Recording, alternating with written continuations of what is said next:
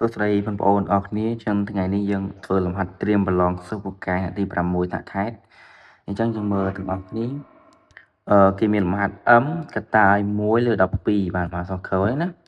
អញ្ចឹង m កតាយ1/12ស្មើ1/2បូកនឹង1/3ចែកនឹង2តើគេធ្វើមិនតោះអញ្ចឹងដើម្បីធ្វើលំហាត់នឹងបានយើងត្រូវមានរបៀបធ្វើណាអញ្ចឹងអានេះយើងត្រូវយក m គុណនឹង1សិនមកអញ្ចឹង12យើងទុកដដែលអញ្ចឹង m ម្ដង m អញ្ចឹងវាទៅជា m លើប្រមាណវាទៅជា m នៅលើ12ដដែលហើយស្មើបាទហើយស្មើកន្លែងនេះយើងត្រូវគុណខ្វែងវាចូលយើងត្រូវយក2គុណនឹង3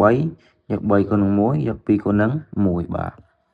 អញ្ចឹងអានភាពបាយវា3 2ដង6អញ្ចឹងអាលើបាយគេ3ម្ដង3បាទបាន3សំទោស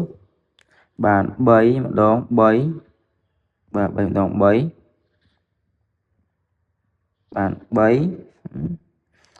3បូកឲ្យអានោះ2ម្ដង2បាទក្រឹមបាញ់2ដដែលណាតបមកយើងគិតឲ្យលើទៅបាទអញ្ចឹងយើងអាចសរសេរបានតែមួយទៀតខ្ញុំសូមសរសេរញ៉ាំស្មើបាទអញ្ចឹងអានោះបាន6ដដែលឥឡូវយើងបូកចូលគ្នាទៅអានោះ3បូក2ស្មើ5ណា5អញ្ចឹងក្រឹម2ដដែលចានេះបាន m នៅលើ10 12ណាបន្តមកទៀតយើងសរសេរឬបាន m លើ12នេះបាទ12ស្មើដើម្បីចែកប្រភេទនឹងប្រភេទយើងត្រូវយកបាទនេះគេហៅថាជាប្រភេទទី1អានេះហៅថាប្រភេទទី2ណា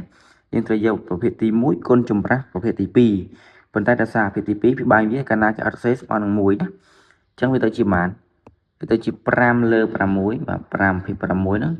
បាទគុណឲ្យ1លើ2ដែរបាទខ្ញុំបាន m នៅលើ12នេះបាទវាស្មើគេនោះ5ម្ដង5ចានោះ6 2ដង12យើងឃើញថាក្បែរដូចគ្នាហើយយើងទាញបានគេបាទអញ្ចឹងគេបាន m ហ្នឹងស្មើនឹង5ដូច្នេះតម្លៃលេខដែលយើងរកឃើញគឺ m ស្មើនឹង5បាទអញ្ចឹងបើសិនជាបងប្អូនមានចម្ងល់ទៅតាមលំហាត់នេះបងប្អូនអាចខមមិននៅខាងក្រោមវីដេអូនឹងបានណាបាទអញ្ចឹងសូមអរគុណ